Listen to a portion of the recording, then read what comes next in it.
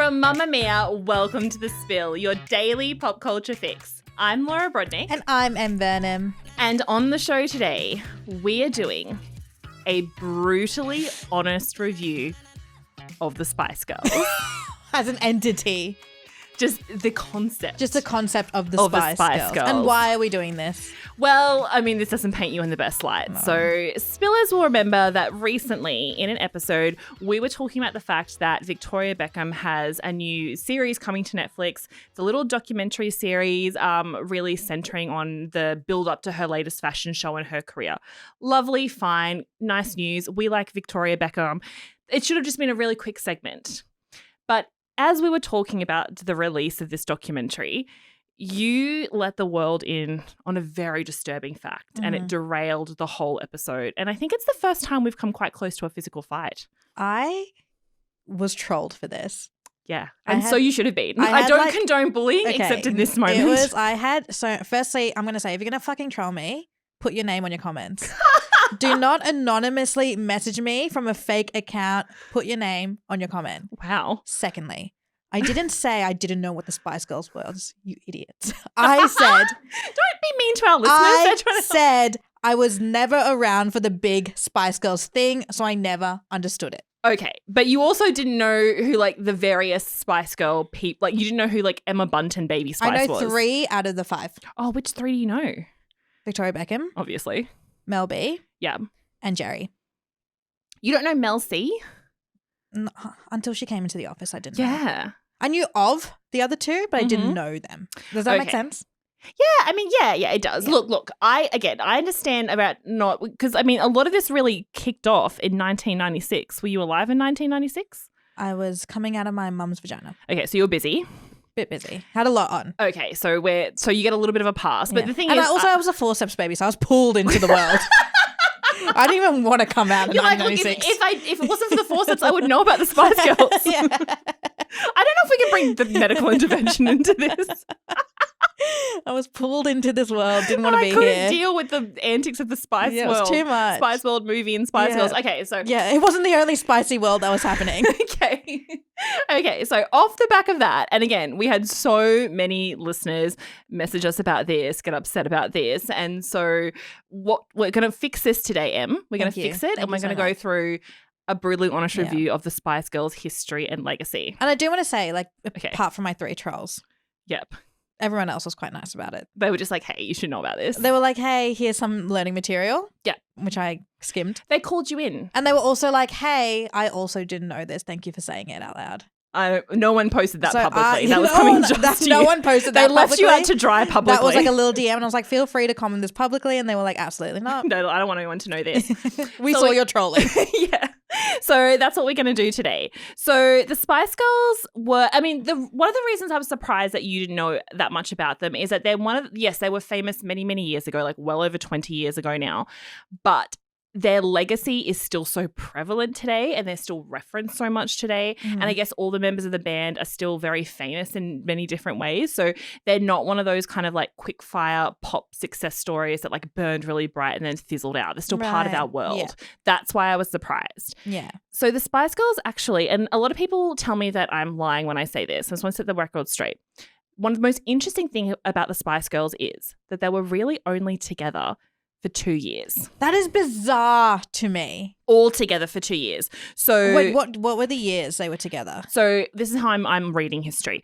I'm doing their start date from when Wannabe, which was their first single, was released. It was released in 1996. And then I'm calling the end of the Spice Girls when Geri Halliwell left the band, which was in 1998. Far out. So I would have been 2 years old. Yep. But you would have been a kid. Oh, no. I was a kid, but the Spice Girls were for the kids. Oh. So before I get to I was in primary school. Like I barely knew what the world was, but I knew the Spice Girls because they were like their faces were over T-shirts in all the shopping centres. Like everyone at school would wear their Spice Girl T-shirts on free dress days. We all knew we call them mufti days. Oh, no, that's not a Queensland thing. Free dress day? Because you can wear whatever you want. You're free to wear whatever you want. That makes sense. And like we all had we would all watch the Spice Girls on TV and listen to their music. The first CD I ever bought as a kid was a Spice Girls album and I got it for Christmas. And my mum had a little portable CD player in her bedroom. And if I wanted to listen to it, I had to walk my little CD in and take it out of its case and put it in the CD player. And I would just listen to those songs for hours and hours. My friends and I would all do the dances at school. We'd all pick a Spice Girl. That's the thing. They were this like kind of almost like a cartoonish kind of, because everyone had their own look and they were like really poppy. It's like how kids today dress in like you see really tiny little kids listening to Taylor Swift and dressing like her different eras and stuff. That was the Spice Girls. Oh, wow. For adults and kids alike. They were for everyone. Oh my God, and Taylor Swift is a good girls. comparison. This is the first time like girl power. What could that be? Oh. I hadn't even watched Buffy yet. I wasn't even introduced to like superheroes and stuff. That's so cute. So you know who that was for me when I was a kid? Who? It's okay. Nikki Webster. Oh, okay. Strawberry Kisses. It was Nikki Webster and then like Guy Sebastian and Shannon Noll. Wow. This was the first like Australian Idol. You're such a homegrown talent gal. I spent so much money voting for Guy Sebastian on Australian Idol. Well, it worked. Parents were so sad. Next time we see him at an event, because he's, who's always at an event is Guy Sebastian and Nikki Webster. I see Nikki Webster at every single event I go to. The last time I was on a dance floor till 3 a.m., it was me and Nikki Webster and her 2 children who were the same height as her. Yeah, she's so cute. And I also once was crying in a musical and this girl turned around in front of me and then she kind of I just think to be like, is this woman okay behind me? Because she's crying. She's overcome with the music and it was Nikki Webster looking at me.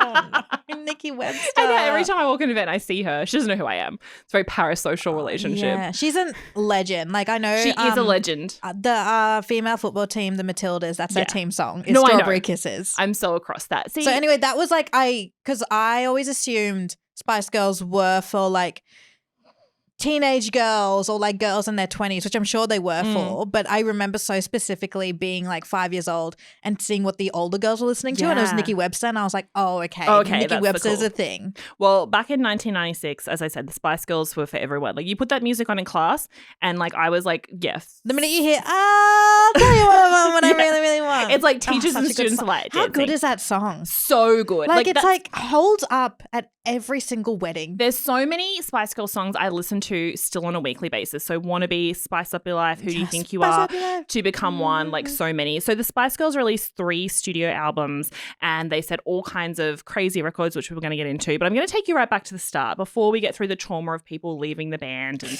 Backlash and that sort of thing, to 1994. You have yet to be pulled from your mother's wombs by forceps at that stage, I'm assuming. I didn't even think my parents were dating. In 1994 in London, a whole many young women gather in this tiny little Danceworks studios because they have all seen a tiny little advert in the Stage, which was like which was where you like see jobs and stuff, in the Stage newspaper advertising for a girl band. This was one of the first really big manufactured girl band where like a group of producers and a company got together and they're like, we are going to audition women and we're going to put them in a band together. So it's like, can you sing? Can you dance? Yeah. Are you pretty? Yeah, pretty much. That is the act. Makeup. Is it kind of like what they did with Bardo? Yes. No. Bardo's like based off all those reality shows and things like Bardo, all those manufactured pop groups are all based off the Spice Girls because it worked so well that time. Oh. So the advert goes out in the Stage newspaper and dozens and dozens and dozens of young women turn up to the auditions where they are all split into groups of 10 and they do a dance routine that they are taught in the moment. Afterwards, they each have to go on stage and it was the father-son management team, Bob and Chris Herbert, who were doing all the auditions and they all had to get up on stage and do a quick song and dance routine for them. Dallas Cowboys. Yeah. Or even just like pop stars and Bardo put together. This is the kind of formation they use. It's like group singing and then they get sent away and then you come back. I got the chills from my performance days. You could have been a Spice Girl. I used to play piano, so if they were looking for a pianist, I would have been right there. I just don't know if you would have made the cut. I don't know if I would have made the cut. Hey, I can hold a tune. But a month later, a group of girls were invited back for a second. They'd made it through the second round. So out of the 50, 60 who auditioned, 10 girls were called back. And in that group was Geri Halliwell. Now, Geri Halliwell is interesting because she didn't make it to the first open call audition because she was very ill and had a sunburn. Because she'd been on holiday. Wait, she was ill from her sunburn? Yeah, you can get it if you get a really sun bad poisoning. Yeah, she had. Well, I I don't know if there's a doctor's certificate to say how bad it was. So she'd been in Spain. She got a sunburn. She couldn't go on audition. She wasn't feeling well. So she said that and Victoria Beckham's the one who has told this story in her memoir, is that she called the company who was doing the cattle call auditions and pleaded and begged to be allowed to come back into the second round. And that's the fun thing about Geri Halliwell and why she's the Spice Girl that I've started relating to the most, because she was never the best dancer, the best singer, the best anything like that. She was just the one who pushed the hardest. Ooh. And I really relate to that because personally I'm not really great at anything. I just do a lot of prep. Yeah. So even if you kind of read all the Spice Girls biographies of all the audition stages of Geri Halliwell getting into the band, and afterwards when they were kind of deciding like who would be the lead singer there and like who would be like the front of the dance and all this sort of stuff, Geri Halliwell often had the worst marks out of all the girls. They used to score them every time they got up to a rehearsal. They would score them out of 10 and be like individually for dance, looks and singing, and she was always really low, and she would sometimes like go in the corner and start sobbing. Yeah, and they just tell her to get it together. Oh my god. Yeah, it's showbiz now is brutal. I reckon she's living the life out of all of them that I'd want. No, because she married rich. Married an F1 principal, not anymore though. Yeah. Lives on a beautiful farm, and she always wears white and beige. Yeah, she's really because it shows that like that's the type of work. If you can like confidently wear the color white every day of your life, you're not doing much. Yeah. And that's kind of what I want to aspire to. Yeah, you just look like you've never lifted a finger in your life. Yeah. That's a very different Geri Halliwell. Back in the day, she was a scrappy kind of like go-getter. And they said once she got on stage, she was just so like you were just drawn to watching her, and that's how she got through to the final stages. So once they had finished all of these auditions, they formed the band, and it was Victoria Beckham, Melanie Chisholm, Melanie Braun, Geri Halliwell, and Michelle Stephenson. Okay. A lot of these names sound very confusing to me. So one of those names is not famous. I was going to say. Do you know what? I thought that was going to be like a big mic drop that you would be like, who the hell is Michelle Stephenson? Who is that? The original Spice Girl. She made it through the auditions and apparently. She got kicked out. No. It's so much worse. It's so much worse than that. So she made it through to the audition stage and they had the band. So it was the two Melanies. It was Geri. It was Victoria. I'm holding my temple because I'm so stressed and it's like pulsating. It was Geri. It was Victoria. Victoria Beckham. People say she can't sing, scored the highest all through the auditions. So that she can sing apparently, allegedly. We haven't really seen it since then. But apparently she scored very, very high. And Michelle Stephenson, who scored incredibly high across the board and came from like a very prestigious performing arts school. Wait, I thought you counted 5. That's 5. So who's missing? No. So wait, what? Wait. Yeah. Okay, so Michelle. Wait, say the names again. So the two Melanies, Geri and Victoria, and Michelle Stephenson are in the band. They made it through. So where's Emma? So they go into... That's the one you said I was No, like. I know. We're getting to Emma. So then they start rehearsing and the company starts putting them together. And as they sort of start forming who the band will be and like these are going to be the songs and this is how we're going to dance, all these things, they weren't even called the Spice Girls yet. Michelle Stephenson says, I don't want to do this anymore. And she leaves the band. Oh my God, the worst mistake she's ever made in her entire life. Because she said she didn't like the music. She didn't like the routine. She didn't like everything about it. She's like, it wasn't for me. Michelle Stephenson has given a lot of interviews since then because unfortunately for her, she did not become famous. And you look so stressed right now. Because like are the interviews about how you fumbled the biggest bag ever? Well, she's like, of course I regret I'm not a multimillionaire like them and I would have loved to be that famous and have that fandom. But she's also said like at the time when I left, I thought I was doing the right thing. It just wasn't my kind of music and they were not living the lifestyle I wanted. Oh, but then they did. Yeah.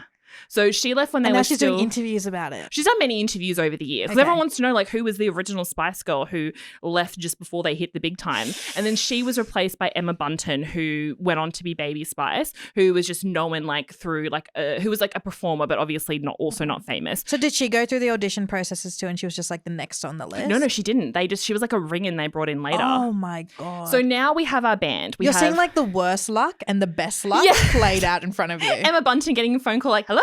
And they're like, do you want to come and be in this like girl group we're putting together? And she's like, I guess I've got nothing else going on. So she kind of slipped in and Michelle slipped out and then Oh, Michelle. Yeah, but also maybe if she'd stayed, they wouldn't have been the Spice Girls. It's hard to know. But yeah, it would have been hard to know that you were selected to be in the biggest girl group of all my time. God. And then you decided to leave just before they found their momentum. That's like some significant message from the universe. Yeah. Oh, So God, I'm so sad. I'm so sad for Michelle. you want to find Michelle Stephenson online somewhere and like send her a Please, Michelle, if you're listening, because I know you probably might be. You've got some time, we hear. Oh no. Look, it's not too late, Michelle. You can go off and do something. You could be a podcast host, Michelle. Yeah, it's notoriously quite fun. easy. It's really easy. So then we have our 5 girls. They're not yet really the Spice Girls. And they put an apartment together. And An apartment? Yeah, like all living in one apartment together and like one little and then they moved to like a little house. What? And All together? Yeah. Oh my God. They have literally no money. Maybe Michelle made the right choice. Yeah, this is what I'm saying. There was this is 1994. Wannabe doesn't come out till 1996. There's a bit of time in there where they're like living and working for these 2 men, Bob and Chris Herbert. Who are these men? Yeah. Bob and Chris Herbert. I mean, they're the ones who kind of found them, so they kind of founded the Spice Girls. A father and son duo. A father and son management duo. So an OG Nepo situation. And then as they're sort of telling the Spice Girls what to do, how to dress, what they're going to sing, how they're going to perform, and like making them work these long hours, the Spice Girls start to hate Bob and Chris. And they're like, you know what? We're great. There's something here. But we need to get away from these men. Yeah. And so it's a sentence most women say in their life. Yeah, exactly. At least once. We need to get away from these men. We're great and we need to get away from these men. Yeah, because they kind of realized that there was something like quite magic and interesting. Because women are notoriously smart. Yeah. No, this is the best decision. This is the opposite of the Michelle Stephenson situation. It's like a very smart decision. It's like, we're leaving Michelle, we're leaving you too as well. So they decide that they're going to get away from Bob and Chris. Oh, how did they escape? Because they hadn't signed a contract. Smart girls. But Bob and Chris had the master recordings. Bob and Chris. Rats. Had the master recordings and we... they did a Scooter Braun. No, it's so much worse than that. What do you mean? For Wannabe and To Become One, the songs that would go on to be 2 of their biggest songs ever. And they're like, if we don't have those songs, we can't leave because those songs are our ticket to like getting radio play and getting management.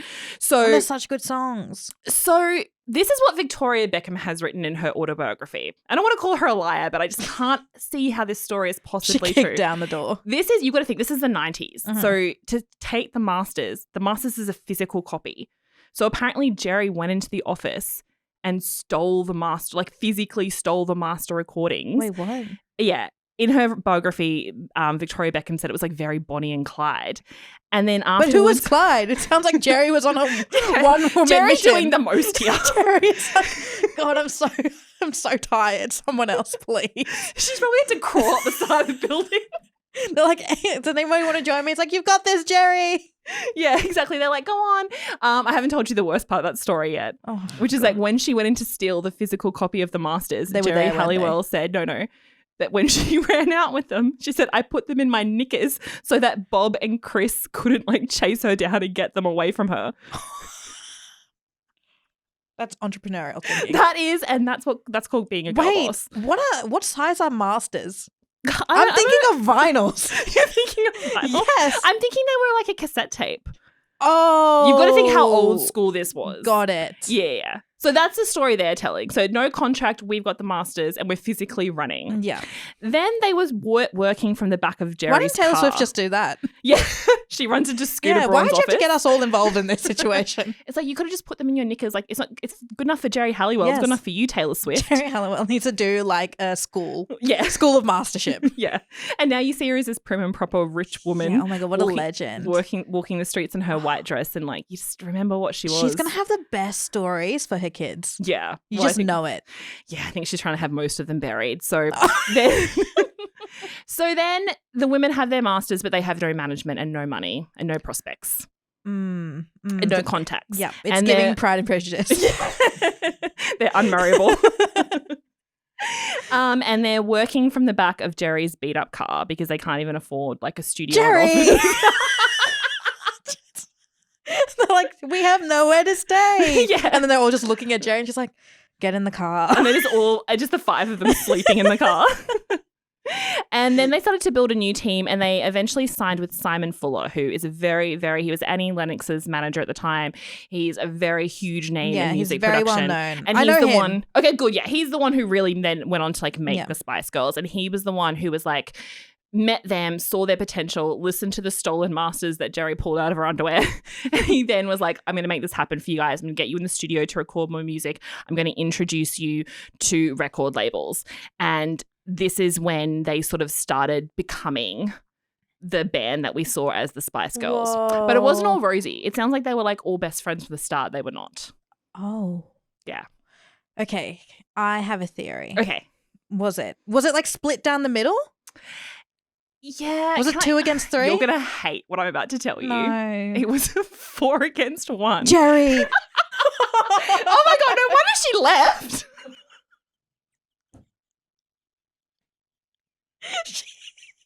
She did all that. And then we're just like, we don't like it. I didn't mean this to become a Geri Halliwell redemption story, but I didn't realize how bad it was until I started telling you the story. She stole the masters by herself. To be honest, some she of them basically like put the masters where masters should never be put. She let them all sleep in her car. Yeah. And then like, you know what, after all of that, we just don't like you. Yeah. Look, to be fair, some of them also hated Victoria. So in Mel B's book, again, I'm getting all this information from their books. It's wild that we have to read all of their autobiographies and then piece it together. That's what I've done because there's so many rumors about them. Yeah. And there's so many unauthorized. Like when I was 6, I saved up all my like pocket money to go to the Scholastic Book Fair at school, and I bought the unauthorized autobiography of the Spice Girls. And let me tell you, that thing was full of lies, I've realized now. Full of propaganda. It was written by the 2 guys. Yeah.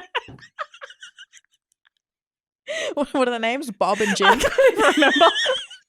And the whole biography is just like, and that's why women suck. Yeah, that's why women should be given power. They break into your studio and steal what belongs to you. Exactly. So in her book, Mel B said that she thought Emma was a softie and lovely. Everyone likes Emma.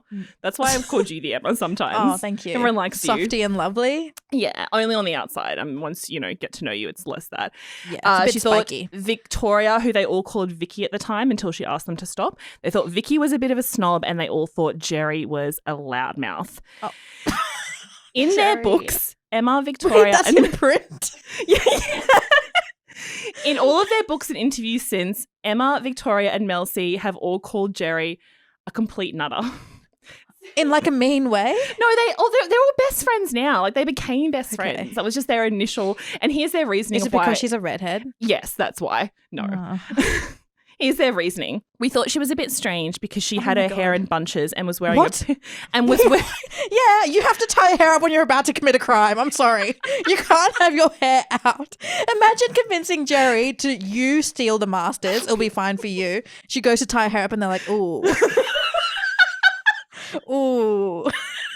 I don't think you should be doing that. Did you guys see how she tied up her hair when she went to steal our music back for us?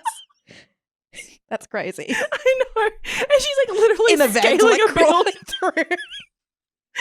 I haven't even got to the worst part yet. No. Why is that always the worst? What? These women have been through so much. They and said it's when only 1996. Dude, no, we're still in 1995. We're not even I'm still not there yet. Got so many years to go. My God. Okay. I can't believe. They said when they first met her and then she would tie her hair in bunches, she would wear a pink fluffy jumper and say, look, I'm a duck. Okay, that's on Geri. That's on her. I can't keep standing up for you like this if you're just going to do this. Defending her, and then that happens. And then that happens. Yeah, it's okay, Geri. You kind of deserve that one. But they all became friends really quickly after that. So they had that in a sentence. Look, I'm a duck. Yeah, and Geri has never disputed that she said that. Well, yeah. I think she was just trying to have a fun time. Well, it would be a pretty bizarre lie to make up. And she was like, you know what, there's one lie I'm not going to stand for. That's what Mel B said she said. Okay, I believe Mel B. She was there. Yeah. Then they started bonding because they were all away from their families. They had no money. And Victoria Beckham, they were trying to talk her out of marrying a very unsuitable man. At the time, they were just about to become super famous. David Beckham. No. Oh, sorry. I was like, they hated David Beckham? No, they love David Beckham. Oh, nice. Even when he cheated on her, they're like, protect David at all costs. In the very early days of the Spice Girls, you'll notice a very interesting thing if you look in the credits section is that Victoria is called Victoria Adams Wood because her fiancé at the time, that was his last name, Mark Wood. Who's that? So they had been together for nearly 6 years. She's 21 at this time, which I feel like... Child bride. Yeah. And I'm Mark, kidding. Some people can get married at 21, sorry. But it's just because she was like, no, I'm going to marry this guy and I'm going to like use his name on all, and they're about to make it big. So whatever name they're using. So they had using, to be strategic. Yeah. And the other girls were like, Vicky. And she's like, don't call me that. I'm like, okay, Victoria. Victoria, you're not even married to this guy yet. You've been together for a while. Yes, he's proposed to you. He proposed to her just after she made it through the Spice Girls auditions. I don't want to cast aspersions on This sounds like man. a very Mel B type of conversation. Like I can see her having. So Mark was like, he wanted her to like kind of focus on his career because he was also on the up and up. He installed burglar alarms in people's homes. Wait. And he was like, I think it should be about me. He's like this woman named Geri keeps breaking in and stealing stuff. And she always has her hair tied up. Exactly, in bunches. So wait, so he was up and coming in the burglar alarm industry. Yeah. Security and she had just made it into what was going to be the Spice Girls, and she was using his name as her name because she's like, no, he asked me to marry him. I said, yes, we've been together for so long. And she was really going to like put a lot of her career on hold to make sure that she was married to this man. And the other Spice Girls talked her out of it. Oh. They're like, do not marry this guy, especially right now. We're about to go on a world tour. We're about to sell these albums. We're about to get on a plane. And so she said she broke up with him just as the Spice Girls were starting to take off, saying it was a mistake, but she kept the ring because she said it was a sick ring. Oh, that's so rock star. I love that. And that's why we love Victoria Beckham. Oh, that's so cool. Yeah, no, they have to keep the band together. They can't be Vicky, even though we know you don't like that name. Yeah. You can't leave us with Duck Duck Girl. If anything, swap. And you've got to remember she was the highest scorer from the auditions, although they famously didn't let her sing on a lot of their biggest songs. So do you think they didn't let her sing because they were jealous because she was the highest scorer? No, well, the thing is when you listen to them all sing, like they can all sing quite well. Mel C's definitely got the best voice. Yeah. Like far and away. She's Sporty Spice. Yes, she is Sporty Spice. What a beautiful segue, how they got their nicknames. So a big part of why the Spice Girls was so successful, apart from the fact that they just had banger songs, but that's not always enough. That's true. Like you need to put your life out there. Yeah, exactly. But they were just so marketable because they came out of the gate so strong with all these personas and everyone could pick which Spice Girl were you, and they looked so incredible together. Like I said, almost like something out of a wild cartoon. They also did more marketing in the 2 years they were together than most bands do in decades. They just said yes to pretty much every single endorsement deal. So, which is why it's like so wild when you told me that they actually only lasted 2 years. Yeah. Because I remember being a kid and getting Total Girl magazine. Yeah. And there was always a which Spice Girl are you quiz. Oh, it was the biggest question. And I'm like, this would have been like mid-2000s. Like friendships were brought together and then ended in the schoolyard over which Spice Girl you were. Because, you know, if you found... I'm Baby. Yeah. And we know you're Posh. Yeah. Yeah. Yeah. Well, I guess I'm Geri. Which one? Which one did everyone want to be at the time? Well, this is why it's kind of so like sometimes people wanted to be Baby, a lot of people wanted to be Posh, some people wanted to be Geri.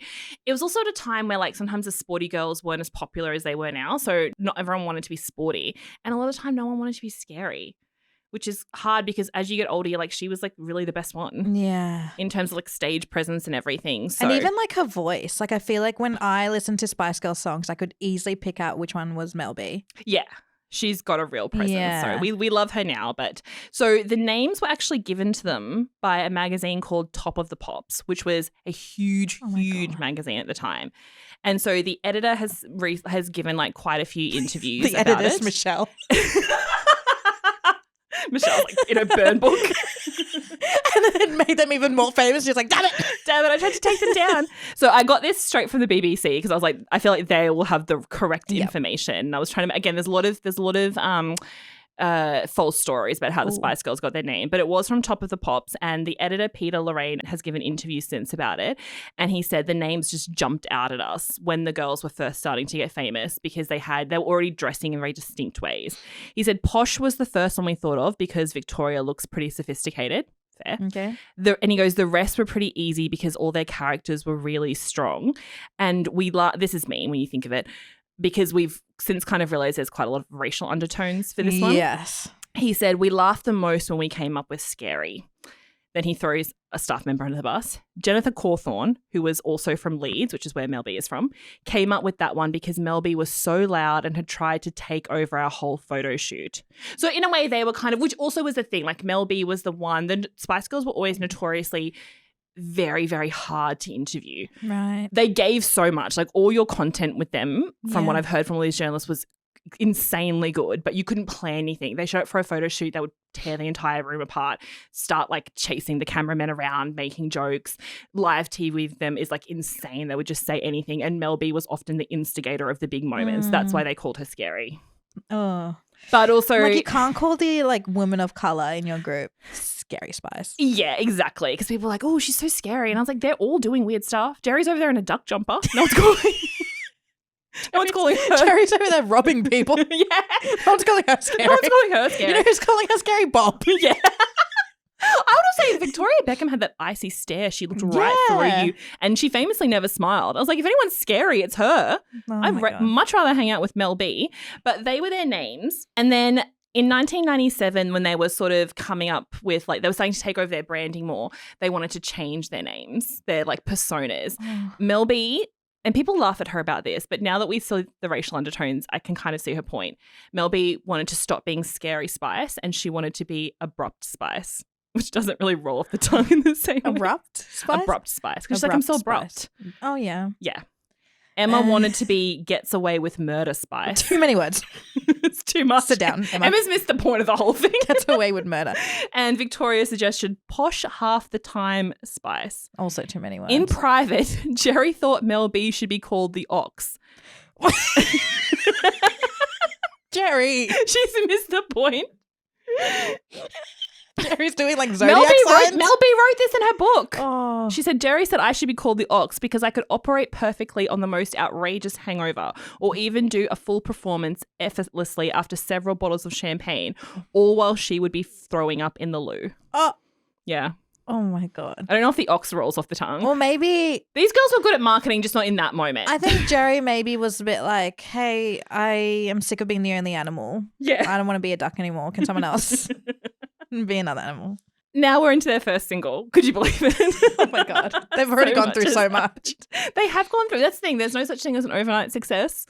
2 years later, Wannabe comes out, and the record label, an absolute banger of a song, has absolutely stood the test of time. One of the best songs in the world, Wannabe. Yeah. I don't even feel like that's going out on a limb to say that, because we're still singing it so much to this day. Yeah. Everyone still quotes it. When the record label... The lyrics don't even make any sense. Zig a zig. That's how it's such a good song. Yeah. Like, if you want to be my lover, you have to get with my friend. But I think they mean like you have to also be friends with my friends. No, It's a I think great it means lesson. you have to hook up with my friend. Yeah. Oh, that's great too. Yeah. So they have, and then just a reminder, they've stolen this song and brought it over to this new record label. That's true. They've done the most. And they give it to the record label, and the record label says, we love you guys. We love you as a band. They did this stunt where, like, when they were signing to the record label, they sent a car full of blow-up dolls to the record studio, and the dolls like carted through the studio and then were thrown into the river nearby where they floated for days, and they were like, got to sign these ladies. They're amazing. Oh. And they said, we love you guys. We're not releasing Wannabe. That's a bad song. No, pretty Geri. much. She put in all that They said, oh. they're like, it's too weird. It doesn't make any sense. It's not catchy. They'd already shot the music video. They hated the music video. And they also said they had already been in touch with BBC Radio, and BBC Radio refused to play it. And the other four were like, God damn it, Geri. Yeah. Yeah. How dare you? And so, and a bunch of also TV stations were refusing to play it. Imagine if we never had Wannabe. Imagine. I don't want to live in that world. It would be a really sad world. I don't even think I'd be here. Yeah. Our whole lives would be different. I'd still be here trying to get pulled out. God, bring it back to that. But the girls say that they knew better, and they said it's non-negotiable. Wannabe's our first single, or we walk, pretty much. Whoa. And the song came out. And they're like, we've done it before. We'll do it again. I mean, I think they... then we'll rob you. Yeah. And these are not empty threats. And we've got nothing to lose because we're living out of a car. We're living out of Geri's car, who we hate. So pick your battles. And then in July 1996, Wannabe was released, and it spent 7 weeks at number one in the UK and 4 weeks number one in the US, and went on to become a huge global hit across the world. And then they were like, we told you so, Geri. Yeah. We told you. Exactly. Oh my God. Okay, so we have Wannabe. Yes. And so then life gets absolutely crazy for the Spice Girls. They go on world tours. They release more music. They have this intense fandom around them where people were like, we haven't seen this since the Beatles. It is like crazy. What was it like the same level of Taylor Swift concerts? Yeah. I mean, obviously there's a kind of, I don't know if it was kind of the level of that. You would have been too young to be able to go. Oh my God, no. I've never seen the Spice Girls live. And did they do world tours? Yeah. Oh, wow. Yeah, no, they did world tours. Just remember, they've only got 2 years to squeeze this in, but they did a lot in the 2 years. They did world tours. They would sell out when they would go to events, like the streets would be lined with fans trying to like break down barriers. So I guess in a way it was Taylor Swift. It's just hard because obviously with Taylor Swift, we've got so much documentation of what happens in those concerts of fans, and like we can see the intensity when tickets go on sale. Yeah. But I guess like it was, people would like sleep out for days overnight to get Spice Girls tickets. Wow. And they just became so huge that they did become like the biggest band in the world. That's insane. And they thought, we've released all of these hit singles, all of our albums sell out, all of our tours sell out.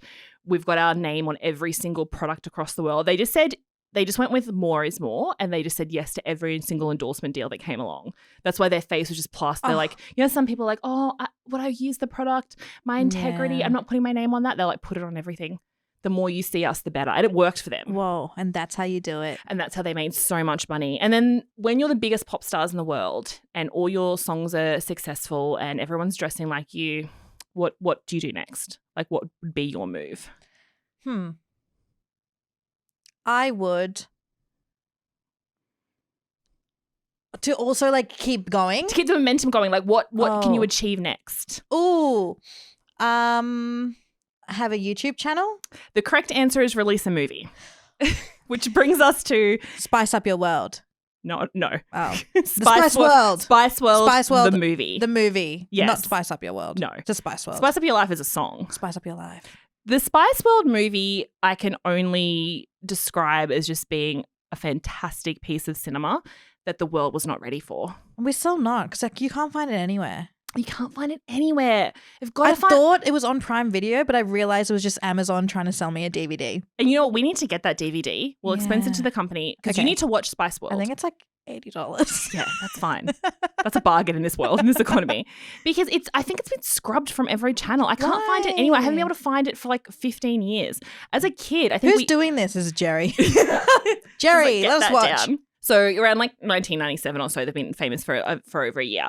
The girls are getting all these offers from Hollywood, and one offer is from Disney to do a film. Disney. And you think, yes, Disney would be great. Yeah. But Disney wanted to Disney-fy the Spice Girls. And so the story wasn't going to be so much about the Spice Girls. It's going to be like High School Musical. As it was going to be about a young single mother of one of the girls fighting to form the band.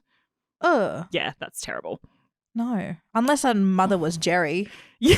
Like, she was the only one who was working. Instead, they went with a different writing team. They're basically like, we're not doing like a big studio like Disney. We're going to make this sort of like with a different They love studio. saying no to authority. That's what I'm learning. Again, that is why the girl power message really took off, because they lived that in every moment of their lives. They were just like, we're calling the shots, we're doing And were they always on the same page in these decisions? No, there's things where like you hear them like disagreeing on things and like not, and ultimately that is what led to their demise. Right. But they were all very much on the same page that the movie was going to be more true to their style. So they got a whole bunch of writers in who came up with this story about, it's so hard because you haven't seen the movie, but it's like they're playing themselves, but it's a fictionalized version of themselves where they have reached this huge amount of fame and they're building up to doing this big live concert. Yeah. But it tells us, it has all these like kind of true stories interwoven with it, where one of their like best friends from before they became famous is like about to have a baby and like they're not spending enough time with her. Their management's trying to turn them into something they're not. They're dealing with these unscrupulous journalists.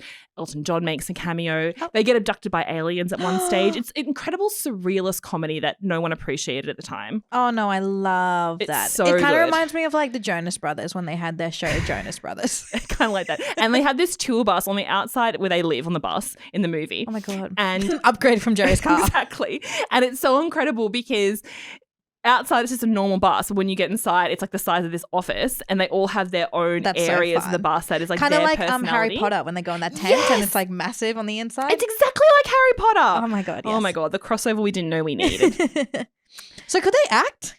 Well, no, you know what? Was that not part of the audition? No, they're playing themselves. Oh, so they didn't need to. So actually, they're playing caricatures of themselves. So they actually act incredibly well, given the fact that they're just them. Okay. The movie comes out. I wish we could do that. And critics will stay tuned for The Spill, the movie. And we also get dusted by Spill up your aliens. world. Can't imagine we get any copyright for that. So the movie comes out and critics who ruin everything, not to slam my people, absolutely savage it. Worst thing we've ever seen. How this get made? It's terrible. Not for you. They all it's for Laura Brodnick. It was for me. I love this movie. The women all the Spice Girls got nominated as a joint nomination for the Raspberry Awards, for worst actress of all time. But the fans knew, because when the movie came out, it not only made back its budget of $4 million, it made $4 million. That's how much the movie was made for $4 million. It made back $4 million and then 14 times over that. It's math I can't even do. Stop. Because that's the fans like $1 billion. Yeah. Because the fans were like, we were going to watch this movie over and over and over and over again. And they had made it for the fans. So critics were saying it was shit. And people were like, we love this movie. Oh my God, we need to get the DVD and watch it. It holds up. What if you so just well. like reenact it for me? I actually could. I'd seen that movie as a kid, I would just watch that movie on a loop. And then they have to decide where they're going to go to their concert, or their friend goes into labor and she's all alone because her boyfriend leaves her, and they take her to hospital. And then they've got to get to their concert, and will they make it to the concert and perform Spice Up Your Life for the first time on stage? Oh my God, this is really stressful. It's such a thing. No, spoilers, I can't tell you. Spoilers. And they had so many huge cultural moments in the 2 years that they were together, which I think is why they've kind of stood the test of time. If you could think of like an iconic Spice Girls, like the most iconic Spice Girls outfit, what would that be? It's I think it's Geri. Yeah. And she's got like a little like long bob. Wait, is it Not Geri? the most important part of that outfit, but okay. It's a Union Jack. Yes. The tight dress Union Jack, which is quite hot. Oh, 100%. So that is from the 1997 Brit Awards. And again, I feel like this whole podcast is going to come us defending Geri, but they all had their outfits sorted. They had them sorted for ages. And I only know that because that's like the classic Halloween costume. Yeah. Well, it became this kind of defining thing of the Spice Girls and for pop music in general at that time. Yeah. So they all had their outfits sorted for the Brit Awards, which is like the Grammys in the UK. It's like the biggest deal. And Geri was supposed to be wearing a very simple black dress for their performance and for them to go on stage. 2 nights before, she calls up her stylist, Emma, and says, I don't want to wear that dress. I've got a much better idea. Oh. And then she says, I'm going over to my sister's house because she just got some really good Union Jack tea towels that she bought at like a little op shop for like $1 or something. And I'm going to turn one of those tea towels into a dress for the Brit Awards. One tea towel? One tea towel. Tea towels are small. Yeah. Oh, yeah. And that's why the dress is a mini. And her stylist said, and this is a quote from her, please, please, please don't do that. Why? Well, the thing is, like, it was one of the big, you've got to think, this is the first year that the Spice Girls have been famous. They're the biggest stars in the world. This is one of the biggest music events in the world. And they are going out on stage and it's a huge night for them. And these pictures are going to be like a defining moment for them. And this stylist has been working for weeks to outfit them with all their perfect looks, and their looks are so important. And then Geri's like, I'm going to go get a tea towel. Geri. But it worked out because she was able to fashion the tea towel into like a micro mini dress, wore it out on stage, and it just went absolutely gangbusters. It was on, when I tell you this dress was on the front page of every single newspaper across the entire world. In like a good way? Yeah. Okay, well, good. no, some people were like, she's being scandalous. How dare she put the flag on? Why is it so short? And other people were just like, this is the hottest and most incredible thing we've ever seen. Yeah, it was insane. And it made her the standout of the night, which in a group of like 5 beautiful women with these incredible personalities is hard to do. But it was all about Geri. Which is so interesting, especially from a stylist point of view, because I feel like now we know the amount of work and thought that goes into styling those outfits, especially for those big award shows. Like I've seen interviews of stylists who like styled Little Mix. Yeah. And like how they all have to look individual, but they all have to look cohesive. Yeah. I mean, if you speak to Mia Friedman, she has a big thing about how we all have to look the same on stage. And she makes Holly and Jessie dress like her. But it's like very specific for stylists that they have to also show their work Yeah. in what they're doing. Well, exactly. This stylist Emma was like, this is my career on the line. Yeah. And the last minute you're tearing up the plan. But it ended up working in such an incredible way. And then it was only a year later when Geri gave the dress away for auction for charity, for breast cancer charity. She gave it away? Yeah, because she was like, let's auction this off and make some money for a breast cancer charity. Oh, she's and so cool. it was auctioned Dude, off. she's the best one. It's kind. I mean, no, they're all great. I feel bad like I've done a disservice to all of them. They've all got so cool. They auctioned it off, and then at the time, it was the most expensive item of pop star clothing ever sold at auction. It went for $41,000, which at the time was a lot of money. Oh my god, she would have been like, "You bitches, get out of my car." Yeah. And it remained the most expensive piece of pop star memorabilia ever sold until Michael Jackson sold his sequin glove in 2009. But until then, she really held. Whoa. Now we get to a really traumatizing time in history that I remember so vividly where I was this day when I heard this news. It's 1998 and the world is dealt a devastating blow because Geri Halliwell announces she is leaving the Spice Girls. Oh my god. They are halfway through the Spice World World Tour. Halfway. It's Mel B's birthday. She's like, "Who's a duck now, bitch?" I'm a duck who's going to swim away. So Geri Halliwell quits the Spice Girls. No, on Mel B's birthday? Yeah. At the time, she said she was suffering from exhaustion. Well, yeah, she's doing everything. Yeah, she's like literally climbing Oh my god, buildings. she's robbing their bosses. She's like hosting them all in their car. Yeah.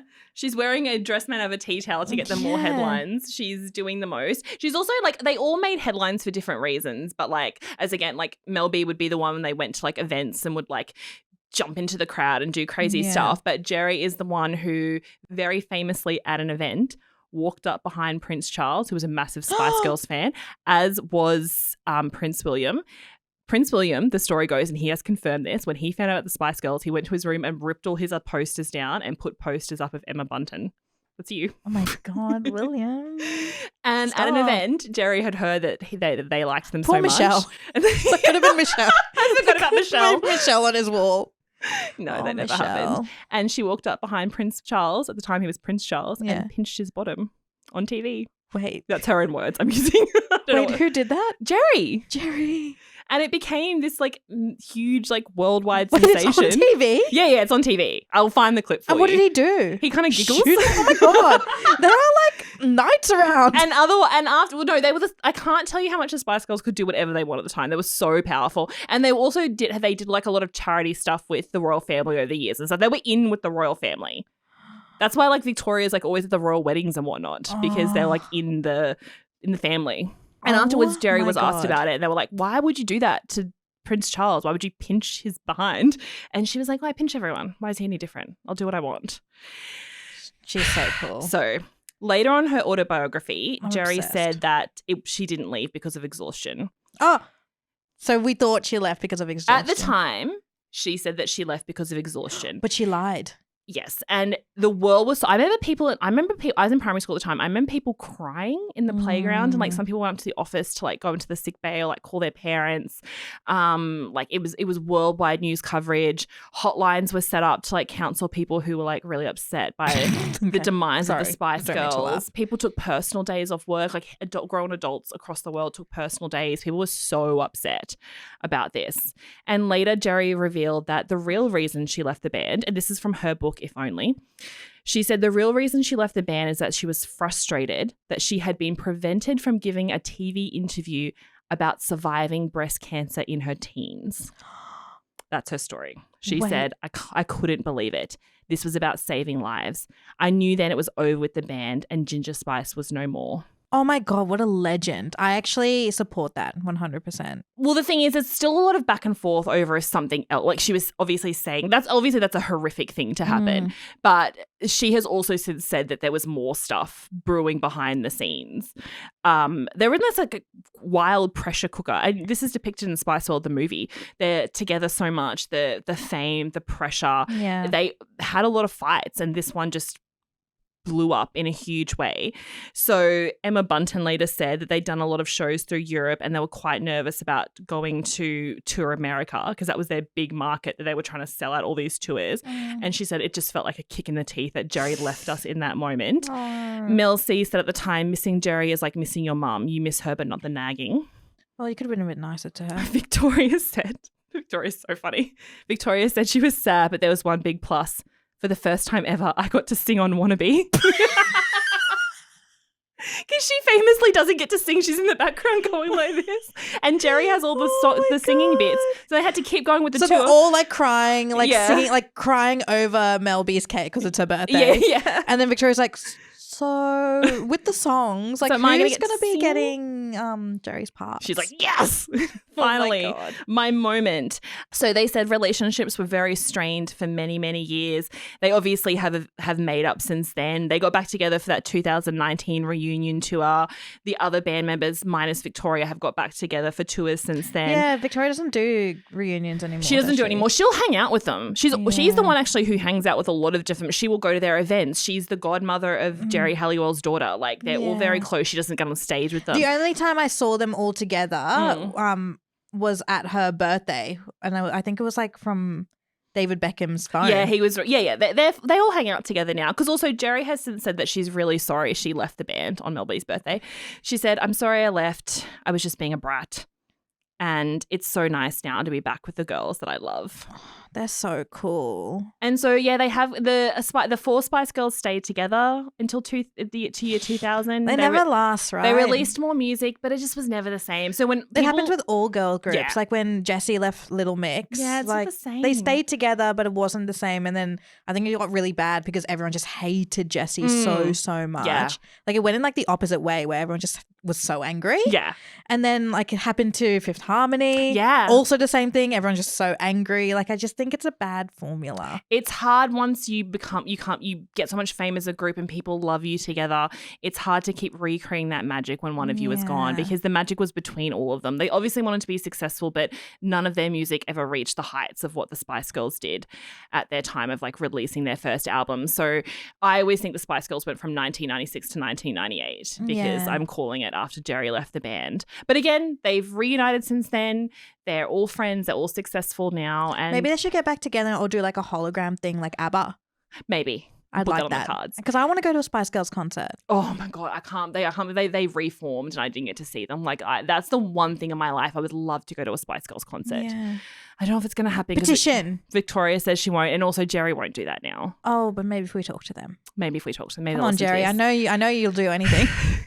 So that is a brutally honest review of the Spice Girls history. What are your thoughts now? This is crazy. Like it's actually crazy that like these women did all of that in 2 years. And that's only the tip of the iceberg, dude. I could have done a 12-part series on this whole situation. I had to cut out a lot. I think we need to find the, like, even if it's by illegal means, we'll do a Geri. We'll find the footage. If anyone has the Spice World movie and you can send, we'll pay postage. Yeah, we'll send us the DVD and then we will do a brutally honest review of the movie, which will be the funniest thing we've ever done. Oh my God, please. So anyway, Victoria Beckham's Netflix special about her fashion show is coming out next week. I'm sure is Geri going to be there?